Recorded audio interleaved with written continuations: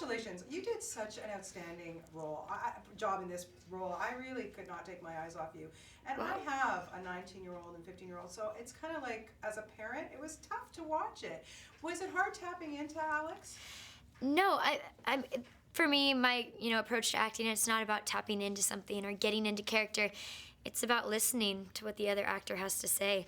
And when you have a script as brilliantly written as this one by Alexander Payne and an actor as brilliant as George Clooney speaking the words to you, if you just sit there and you're available and present and you listen, there's no way that you won't, react exactly the way you're supposed to react. And you're almost the same age as Alexander, so you've kind of been through some of the crap that she goes through as a teenager. I know, not God forbid the personal stuff of it, but really, she's got quite the potty mouth. Now, I hope you're not like that. Alex grew up in a household where her mom was more of a best friend mom, if even that, than a real parent, and the dad who showed up for dinner and then took it into his office. She's never had a parental figure. So she's grown up with her own independence and her own kind of take on, oh, I'm a victim, the world is out to get me, so I'm just gonna do drugs and be with older guys. And then hence that, her language and everything else that comes with her. But she is a smart, talented young woman. She's just never really been able to express that to her family because she never thought that it was worth it. So it was this really beautiful character for me to be able to play because I got to take this girl with a hard wall around her and this independence and, something to prove and break her down and show her vulnerable side. She's never had to be vulnerable in front of anyone. So that's tough for her to have to be vulnerable, especially in front of her father and people that she's close to. It was really fun. Yeah, I can just imagine. And then, having George Clooney as your dad, that ain't too bad, really. And I have to say, it's a shame that guy doesn't have kids because he really does seem like he got you guys. What was it like working with him? There are not enough words in the English vocabulary to describe George Clooney. He is an amazing, amazing soul. Yeah, he's a great actor and director and what. He's an amazing human being. He's brilliant, knows everything about everything. So humble. He was never in his trailer, always on set, never used makeup, used a ballpoint pen to give himself a beard, for goodness sakes. Like, literally just the most amazing guy, let alone actor. So he created such a comfortable, positive environment. There's no intimidation. It was never like, oh, I'm working with George Clooney, I gotta, put on my best suit. It was just listening, reacting, and having a good time.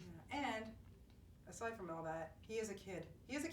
He is. Likes to do pranks. I'm sorry, I've actually been a victim of one too. What was the best prank he pulled on you? Our set was more of a family atmosphere, I think, than most of his sets. It was more intimate than, let's say, Ocean's 11, where he's with all his buddies, But he did the fart machine would come out every now and then, and after the table read, he looked over at me and he's like, well, they won't be bringing you back after that. And my heart was like, da-da-da.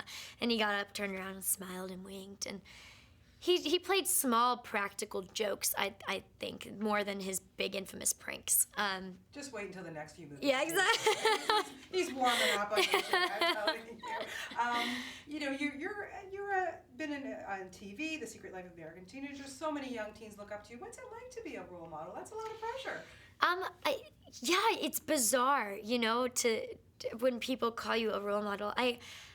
I don't see it as pressure. I see it as kind of a beautiful opportunity to spread love, light, and compassion, because I think those are the three most important things in life to really remember. When you're gone, or 80 plus years or whatever, nothing really matters but those things.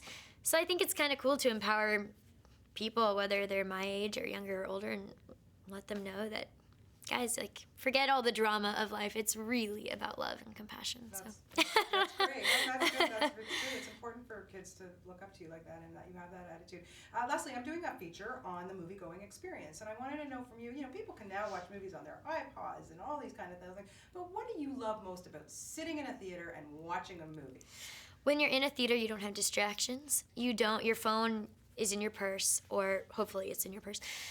You have strangers around you, so you can't just start talking to your friend. You can't comment on the movie because people will tell you to shut it. It's really about being present to the film in front of you, and that's what I love. You're in a dark atmosphere, and you're forced to sit in a somewhat uncomfortable chair and watch a movie, instead of being at home where you can be relaxed on the couch and possibly fall asleep. So. Favorite snacks? Favorite snacks? I always bring my own popcorn. Trader Joe's has this great popcorn We that can't I get bring. that here, but I have a friend who lives in Phoenix that always sends me that stuff. Well, congratulations to you. Like I said, you've done an amazing job, and I know I'll be talking to you for years to come. You're a very, very talented young lady. Thank you so much. Very welcome. Have a Thank great you. day. Yes, you too. Thank Nice you. meeting you. You as Thank well. you. All right.